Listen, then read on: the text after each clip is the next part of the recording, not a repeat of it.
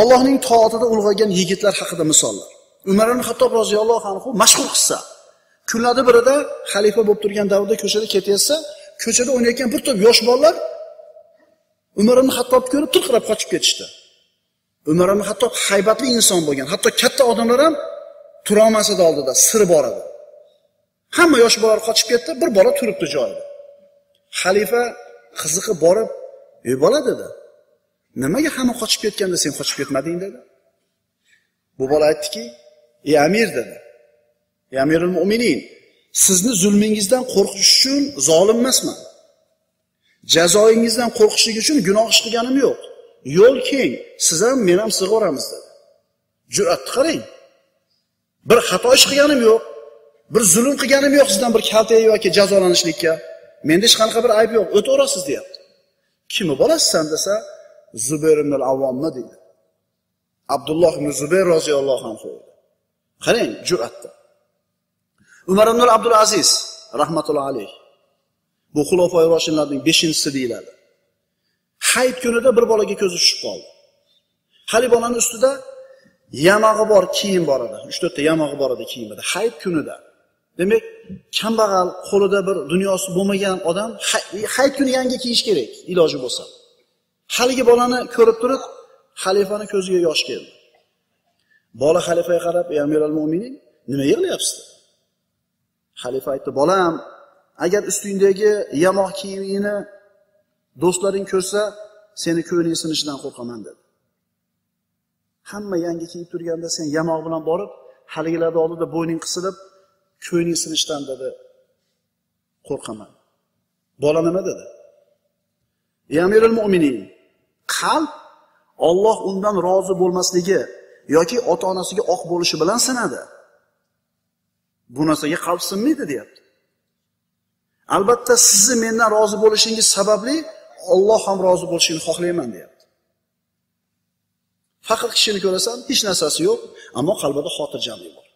Uni bu xotirjamligini olsang, butun shahardagi odamlarga yetadi. Yana bir odamni ko'rasan, millionlagan puli bo'ladi, lekin faqir. "Zarar qildik bu oyda" deydi. Zarar qildik. Qancha zarar qildingiz? O'tgan oyda 120 ming foyda qildik. Bu oyda deydi 100 ming bo'lib qoldi deydi. Ana faqir. Sen birodar faqirlikdan qo'rqqanligi uchun faqirsan. Bir yigit ulug' bir ishni qildi. Uni qilgan ishi shunaqa bir odamlarga ta'sir qildi. Bir odamga g'ash kelib, yosh bola ekanligiga ishora qilmoqchi bo'lib, yoshini kichkina ekanligini bilan aytib uni ko'nglini cho'ktirmoqchi bo'ldi-da, "Ey yigitcha" dedi. "Yoshingiz nechida?" dedi. Yigit, "Men Abu Bakr va Umarlarga Nabiy sollallohu alayhi vasallam Usomani amir qilgandagi yoshdaman" deb javob berdi.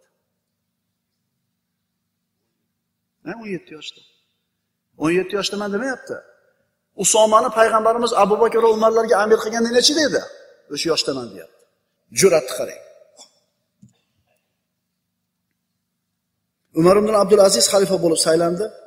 Uni tabriklashlik uchun atrofidan elchilar kelishni boshladi. Hijozliklardan bo'lgan jamoani boshlab bir kichkina bola kirdi. Hali 10 ga yetib yetmagan bola edi. Boshliq bo'lib kirdi, 10 yashar bola. Bola turib, xalifa bo'lganligi bilan muborakbod o'qimoqchi bo'lib, gapirmoqchi bo'lganida to'xtadi. "Sendan yoshi kattaroq odam gapirsin" dedi. Yig'lab chiqib ketib qoldimi, xafa bo'lib? Nima dedi? "Alloh amirni isloh qilsin. Kishining qadri ikkita kichkina narsasi bilan, tili va qalbi bilan bo'ladi qadri. Agar Alloh taolo unga lafz qiluvchi, so'zlovchi tilni bergan bo'lsa, saqlovchi qalbni bergan bo'lsa, gapirishga haqli bo'ladi." Xalifaga aytdi bu gapni. Agar ish siz aytgandek bo'ladigan bo'lsa, ummat orasida sizdan ko'ra bu xalifalikka loyiqroq, yosh kattaroq odamlar bor dedi. Bu davlatni birinchi kishisiga borib gapiryapti bu yosh bola. Bu qo'shni amakiga gapirmayapti. Xalifaga gapiryapti. Odamning qadri yoshi bilan emas, qalbi bilan tiliga bog'liq. Agar Alloh shu narsani bergan bo'lsa, gapirishga haqqi bor. Agar faqat yosh bilanlar ish bo'lganda sizdan ko'ra qariroq odamlar o'tiribdi xalifalikka deyapti. Bu jur'at birodarlar. Xalifa Abdul Malik ibn Marvon yana boshqa rivoyatlarda Hishom ibn Abdul Malik ham deyiladi. Huzurga bir jamoa odamlar kirishdi. Ularning orasida bir yosh bola ham bor edi. Haligi yosh bolani ko'rib, xalifaning jahli chiqdi. Eshik tagida turadigan kishiga qarab turib, "Ey falonchi" dedi. "Meni oldimga xohlagan yosh bola kirib kelaveradimi?" dedi. Shunda haligi bola o'rnidan turib aytdi. "Ey amir" dedi. "Men sizni huzuringizga kirishim bilan sizni qadringiz tushib qolmaydi. Men uchun bu narsa sharaf. Bizni yurtimizga mashaqqatli kunlar keldi. Ozuqa yo'q bo'ldi. Sizlarda esa ortiqcha mollar bor. Agar ular biz uchun bo'lsa, nima sababdan ularni bizga bermaysizlar?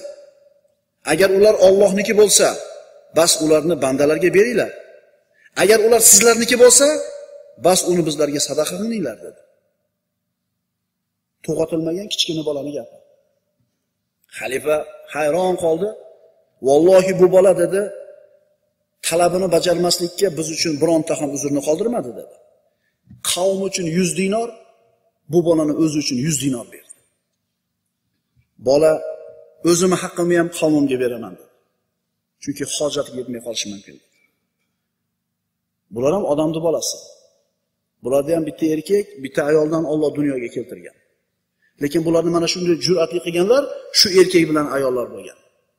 Bizni ham qo'limizdan keladimi?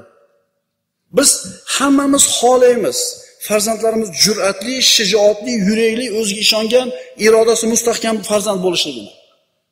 Hammamiz xohlaymiz bunaqa farzandga ega bo'lishni.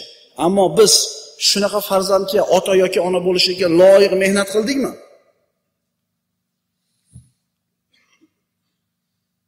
Bolani ruhiyatini uydagilar yo ko'taradi yo tushiradi.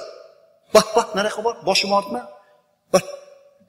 Enangga bor, otangga bor, akangga bor. Ve otalar sizlarchi mana bu derazaga o'xshaysizlar.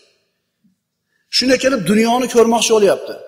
Siz shuni ochib bersangiz, o'zingizni qalbingizni ochib bersangiz, dunyoda siz orqali taniydi. Siz to'g'ri degan narsani to'g'ri deb ulg'ayadi. Siz noto'g'ri degan narsani noto'g'ri deb sizni o'lchovingiz bilan ulg'ayadi. Agar yopib qo'ysangiz, boshqa derazalar ochiq. Boshqalarning ko'zamigi bilan dunyoni ko'rib oladi. Shuning uchun bolalarimizni ko'nglini cho'ktirmaslik uchun, jur'atli qilib tarbiyalashlik uchun birinchi nima ish qilishimiz kerak? Hammamiz qo'limizdan keladi. Va juda oson ish bu. So'ziga quloq solish kerak.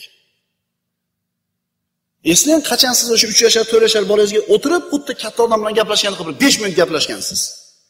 Masxara qilmasdan, tevada turmasdan, xuddi o'zingiz bilan tengdek qachon muomala qilgansiz bolangiz bilan?